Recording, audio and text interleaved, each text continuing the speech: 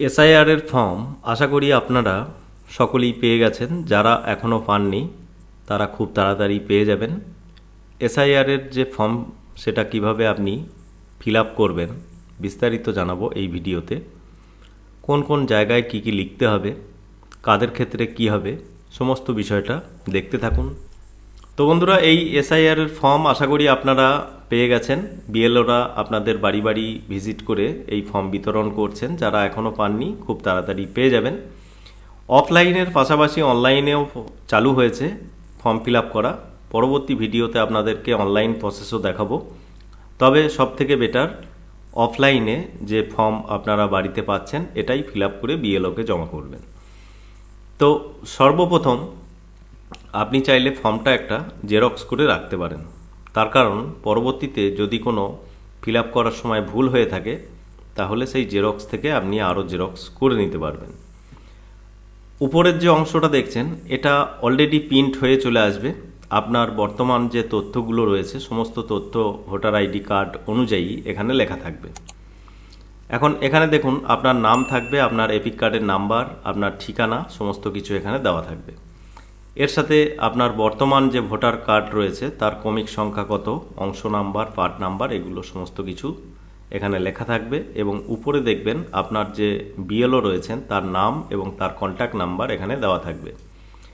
এখানে QR code একটা রয়েছে। এর পাশাপাশি এখন বর্তমান যে ভোটার কার্ডের ছবি রয়েছে সেটাও এখানে দেওয়া রয়েছে। এখানে যে কাজটা আপনাকে করতে হবে, একটা রিসেন্ট পাসপোর্ট সাইজ ছবি এখানে আটকাতে হবে। বর্তমানের একটা পাসপোর্ট সাইজ ছবি কালার ফটো এখানে আটকে দেবেন। দুটো ফর্ম যেহেতু আপনি পাবেন, দুটো ফর্মের ক্ষেত্রে দুটো ছবি আপনাকে আটকাতে হবে। পরবর্তী এখানে বলা হচ্ছে জন্ম তারিখ। প্রথমে তারিখ দেবেন, তারপরে মাস, তারপরে বছর। এই যে বক্সটা রয়েছে এখানে আপনার প্রথমে জন্ম তারিখ হবে, তারপরে অবলিক দিয়ে আপনার জন্ম মাস, তারপরে আবার অবলিক দিয়ে এখানে জন্ম সালটা উল্লেখ করবেন। আধার নাম্বার ঐচ্ছিক বলা রয়েছে, তবুও যাদের আধার কার্ড রয়েছে তারা আধার নাম্বারটা এই বক্সে ফিল আপ করবেন। এই যে সংখ্যাগুলো লিখবেন এগুলো চাইলে আপনি ইংরেজিতে লিখতে পারেন, আর বাকি জায়গাগুলো আপনি চাইলে বাংলাতেও লিখতে পারেন, কোনো সমস্যা নেই। তো এখানে যেমনটি দেখছেন এখানে বাংলাতেই সমস্ত কিছু দেওয়া রয়েছে, তো সেই হিসাবে বাংলাতে লিখলেও কোনো সমস্যা নেই। মোবাইল নাম্বার, বর্তমান যে মোবাইল নাম্বার রয়েছে আপনার সেটা আপনি এখানে এন্ট্রি করে দেবেন। আপনার পিতা বা অভিভাবকের নাম এখানে চাওয়া হচ্ছে, তো আপনার ক্ষেত্রে আপনার পিতার নাম এখানে দিয়ে দেবেন। এখানে আপনার পিতার নামটা লিখবেন বর্তমান যেমন নাম রয়েছে সেই অনুযায়ী। তারপরে পিতা বা অভিভাবকের যদি এপিক কার্ড নাম্বার থাকে, জানা থাকে, যাদের ক্ষেত্রে রয়েছে তারা এখানে এপিক কার্ড নাম্বারটা দিয়ে দেবেন। যদি জানা না থাকে, যার ক্ষেত্রে নেই, তার ক্ষেত্রে এই বক্সটা ফাঁকাই রাখবেন। এরপরে আপনার মায়ের নাম এন্ট্রি করতে হবে। এখানে আপনার মায়ের নাম এন্ট্রি করে দেবেন। তারপরে মায়ের এপিক কার্ড নাম্বার যদি আপনার জানা থাকে, বর্তমান যে এপিক কার্ড নাম্বার সেটা আপনি এখানে লিখে দেবেন। এখানে পুরুষ মহিলা সকলের ক্ষেত্রে এই একই প্রসেসই অ্যাপ্লাই হবে, বিবাহিত হোক অবিবাহিত হোক সকলের ক্ষেত্রে। এবার দেখুন, যদি আপনি বিবাহিত হয়ে থাকেন পুরুষদের ক্ষেত্রে তার স্ত্রীর নাম এখানে এন্ট্রি করতে হবে। সেই ক্ষেত্রে আপনি এখানে স্বামীটা কেটে দেবেন এবং স্ত্রীর নাম এখানে এন্ট্রি করে দেবেন।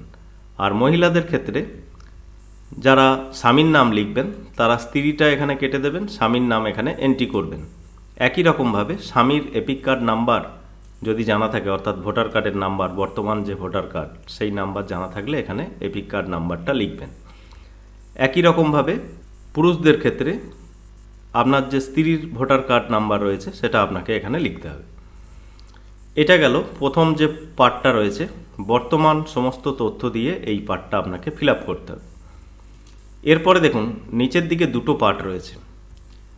এই দুটো পার্টের মধ্যে প্রথম যে পার্টটা এইদিকে বাম দিকে রয়েছে, এটা যাদের নাম এর আগের যে এসআইআর হয়েছিল 2002 সালে, সেই 2002 সালের লিস্টে যদি আপনার নাম থাকে তাহলে আপনাকে এই বক্সটাকে ফিল আপ করতে হবে। তো 2002 এর ভোটার লিস্ট কিভাবে ডাউনলোড করতে হয় আশা করি আপনারা জানেন, আগের ভিডিওতেও দেখিয়েছি। এছাড়াও লিঙ্ক ডেসক্রিপশনে পাবেন, সেখান থেকে ভোটার লিস্ট ডাউনলোড করে দেখে নিতে পারবেন। তো তো এই ব্যাপারটা আশা করি ক্লিয়ার হয়েছে। যাদের নাম 2002 সালের ভোটার লিস্টে রয়েছে তারা এই বক্সটা ফিল আপ করবেন। কীভাবে ফিল আপ করবেন? প্রথমে নির্বাচকের নাম হিসাবে আপনার নাম এন্ট্রি করবেন। 2002-এর ভোটার লিস্টে যেমন নাম রয়েছে সেরকমভাবেই আপনি এখানে দেখে দেখে এন্ট্রি করবেন। যদি আপনার সেই ভোটার লিস্টে নাম ভুল থেকে থাকে তো সেই ভুল নামটাই এখানে লিখবেন যেমন রয়েছে, এবং সেখানে দেখবেন যদি এপিক কার্ড নাম্বার উল্লেখ করা থাকে সেই নামের পাশে, তাহলে এপিক কার্ড নাম্বারটা অর্থাৎ ভোটার কার্ডের নাম্বারটা এখানে লিখতে হবে। তার জন্য আপনাকে একটা এক্সাম্পল স্বরূপ এখানে আপনাকে দেখাই। এটা 2002 সালের ভোটার লিস্ট আমরা বার করেছি। ধরুন আপনার নাম 2002 সালের ভোটার লিস্টে রয়েছে এবং সেখানে যেমন নামটা লেখা রয়েছে সেইভাবে আপনি নামটা লিখলেন, এবং যেমন আপনার যে অভিভাবকের নাম, স্বামীর নাম বা পিতার নাম রয়েছে সেইভাবে আপনি স্বামীর নাম বা পিতার নামটাও লিখবেন। এবং পাশের ঘরে যদি দেখেন একই সাথে আপনার ভোটার কার্ডের নাম্বারটাও উল্লেখ রয়েছে সেখানে, তাহলে যেমন ভোটার কার্ডের নাম্বার বা এপিক কার্ডের নাম্বার রয়েছে সেই এপিক কার্ডের নাম্বার আপনি লিখবেন। আর যাদের ক্ষেত্রে দেখবেন এপিকের নাম্বারটা ফাঁকা রয়েছে 2002 সালের ভোটার লিস্টে, তারা এপিক কার্ডের নাম্বার সেখানে লিখবেন না, ফাঁকাই রাখবেন। তাহলে এখানে বুঝতে পারছেন 2002 সালের তথ্য অনুযায়ী আপনাকে এটা ফিল আপ করতে হবে। প্রথমে আপনার নাম লিখবেন, তারপরে যদি এপিক কার্ডের নাম্বার সেখানে উল্লেখ থাকে এপিক কার্ডের নাম্বার লিখবেন, যেমনভাবে রয়েছে সেইভাবে লিখবেন। আপনার আত্মীয়ের নাম হিসাবে আপনার যে পিতা বা স্বামীর নাম সেখানে উল্লেখ রয়েছে আপনার নামের পাশে, সেই নামটা এখানে উল্লেখ করবেন। তার সাথে সম্পর্ক কি, যদি পিতা হয় পিতা, মাতা হলে মাতা বা স্বামী হলে স্বামী। এরপরে আপনার জেলার নাম এখানে লিখবেন এবং রাজ্যের নাম, বিধানসভা ক্ষেত্রের নাম লিখবেন, যেগুলো আপনি ভোটার লিস্টের উপরের প্রথম পাতাতে বা মাথার দিকে আপনি পেয়ে যাবেন। তারপরে বিধানসভা ক্ষেত্রের নাম্বার এবং তার অংশ নাম্বার, ক্রমিক নাম্বার, এগুলো কোথায় পাবেন? এখানে দেখুন বিধানসভা ক্ষেত্রের নাম্বার আমাদের কাটোয়ার ক্ষেত্রে আগে ছিল 280 2002 সালে। এই 280 বিধানসভা ক্ষেত্রের নাম্বারের জায়গায় আপনাকে লিখতে হবে, এবং অংশ নাম্বার আপনার যে অংশ নাম্বার এখানে লেখা রয়েছে এই অংশ নাম্বারের ঘরে অংশ নাম্বারটা উল্লেখ করবেন। এবং ক্রমিক নাম্বার এখানে দেখুন ক্রমিক নাম্বারের ঘর রয়েছে, আপনার নামটা যত নাম্বার ক্রমিক নাম্বারে রয়েছে সেই অনুযায়ী আপনাকে সেই ক্রমিক নাম্বারটা এখানে লিখতে হবে। এখানে দেখুন এই ব্যক্তির ক্ষেত্রে যে নাম্বারটা রয়েছে 3, তো আপনার ক্ষেত্রে যে নাম্বারটা থাকবে সেটা আপনি লিখবেন। তো এখানে বুঝতে পেরেছেন বিধানসভা ক্ষেত্রের নাম্বারটা আপনি লিখলেন প্রথমে, তারপরে অংশ নাম্বার যেমন রয়েছে অংশ নাম্বার লিখলেন, আপনি কত নাম্বার ক্রমিক সংখ্যায় রয়েছেন সেই ক্রমিক সংখ্যাটা এখানে লিখে দিলেন। তো এখানে বুঝতে পেরেছেন যারা 2002 সালে ভোটার লিস্টের নাম রয়েছে যাদের, তাদের ক্ষেত্রে এই বক্সটা ফিল আপ করতে হবে। আর যাদের 2002 সালের ভোটার লিস্টে নাম নেই তাদের ক্ষেত্রে দ্বিতীয় বক্সটা ফিল আপ করতে হবে। তো যদি আপনার 2002 সালে ভোটার লিস্টে নাম থাকে তাহলে এই বক্সটা আপনার ফিল আপ করার কোনো প্রয়োজন নেই, আপনি প্রথম বক্সটাই ফিল আপ করবেন। এবার দেখুন যদি আপনার 2002 সালে ভোটার লিস্টে নাম না থাকে তাহলে আপনার আত্মীয় পরিজনদের নাম রয়েছে ভোটার লিস্টে, যেমন আপনার বাবার নাম বা মায়ের নাম, বা বাবা মায়ের নাম যদি নাও থাকে ভোটার লিস্টে 2002 সালে, তাহলে আপনার দাদু বা ঠাকুমায়ের নাম সেখানে থাকতে পারে, তাদের ডিটেলসটা এখানে ফিল করতে হবে।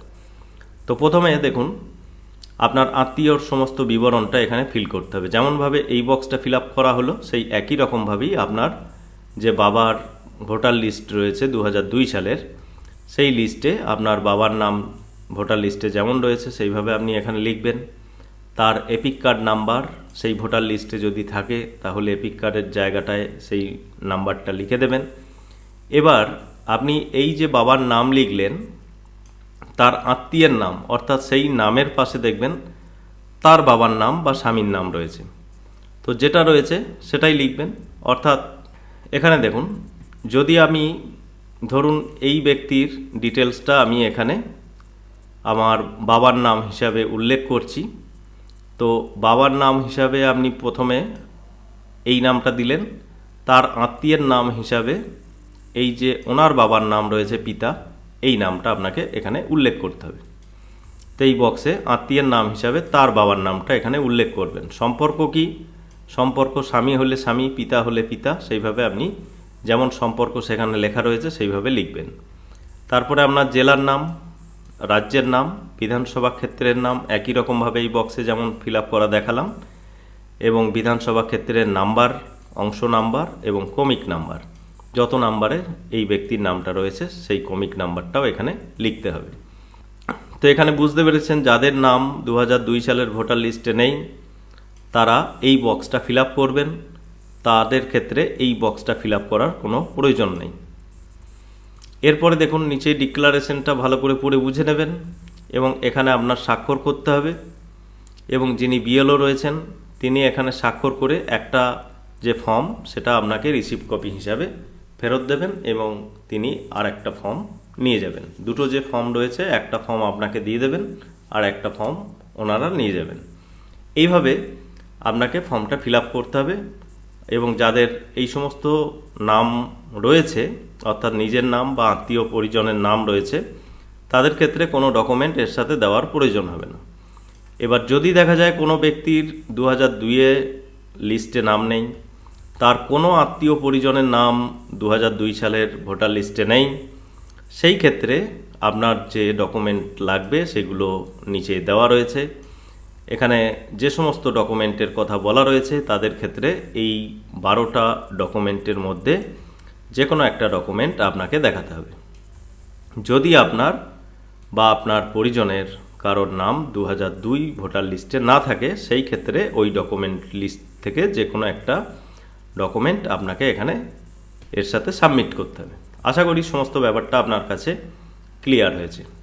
তো বন্ধুরা, ভিডিও ভালো লাগলে লাইক করবেন। পরবর্তীতে অনলাইন অ্যাপ্লিকেশন কিভাবে করবেন সেটাও আপনাদেরকে ভিডিওর মাধ্যমে দেখাবো। ভালো থাকবেন, সুস্থ থাকবেন।